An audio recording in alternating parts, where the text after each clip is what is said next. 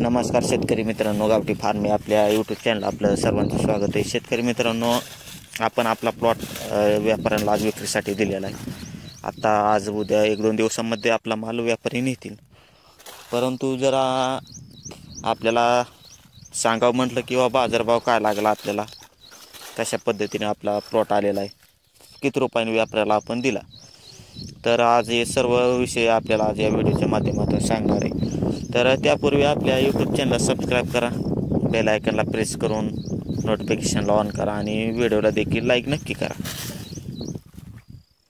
तर शेतकरी मित्रांनो, जो प्लॉट आपण बघत आहोत तो जर बघितला तर कार्प्या रोगाने पूर्णपणे व्यापून गेला होता.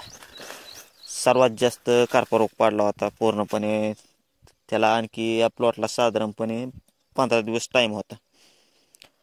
परंतु काय झालेलं आहे किंवा कार्पा रोग जास्त प्रमाणामध्ये पडल्यामुळं आपण माल वेल जे ते पूर्णपणे वाळून गेले आणि माल देखील बुरशी आलेली, त्यामुळं विक्रीसाठी आलाच म्हणायचे. परंतु माल जेवढा आपल्याला वजन पाहिजे तेवढं वजन काय मिळालं नाही. साधारणपणे शेतकरी मित्रांनो, सरासरीचा विचार केला तर आपण 10 किलोच्या आसपास आपला माल वजनाचा झालेला आहे. तुरळक माल किंवा जो 17-18 किलोपर्यंत त्याचं वजन झालेलं आहे, परंतु सरासरी 10 किलो वजनापर्यंत झालेला आहे.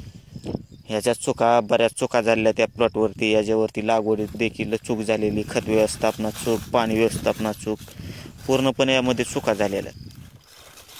चुका कशा पद्धतीने ते तुम्हाला एक थोडक्यात सांगतो. तर लागवड चुकीच्या पद्धतीने केली, खत व्यवस्थापन ज्या टायमाला आपल्याला याला खत द्यायला पाहिजे त्या टायमाला आपण खत दिलेलं नाही, पाणी देखील जास्त प्रमाणात दिलं होतं.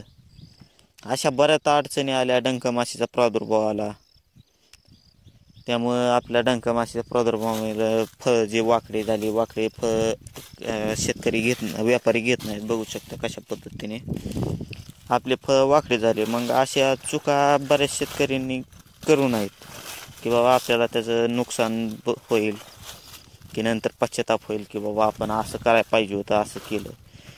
डांगर भोपळा एकदा जर आपण लागवड केली तर आपल्याला अनुभव येतो काय करायला पाहिजे काय नाही. वातावरण देखील जसं वातावरण आहे तसं त्याचं व्यवस्थापन देखील केलं पाहिजे. रोगाच्या प्रादुर्भावाने आपण बघू शकता फळ बारीकच राहिलं आहे, परंतु वेल पूर्णपणे जळून गेलेले आहेत. काय जागेवरती माल देखील बघा खराब व्हायला चाललेला आहे. जास्त पाण्याचा प्रभाव फळाला खराब करतो. आपण चांगल्या पद्धतीने प्लॉटची काळजी घेणं हे एक महत्त्वाचं आहे. बघा, सर्वात मोठा जर भोपळा आपल्याला सांगितला तर साधारणपणे 15 किलोच्या वरती भर. आता महत्त्वाचा प्रश्न तुम्हाला सांगतो की बाबा आपला प्लॉट विक्रीला दिला आहे, आपण किती रुपयाने प्लॉट विक्रीसाठी दिला आहे. तर बघा शेतकरी मित्रांनो, 2-3 दिवस झालं व्यापारी येत होते.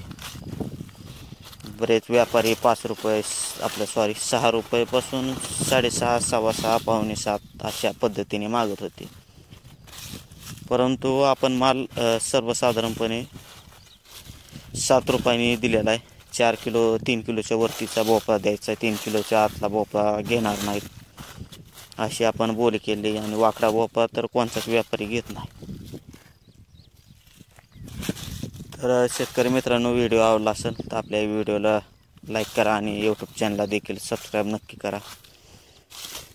धन्यवाद व्हिडिओ बघितल्यामुळं.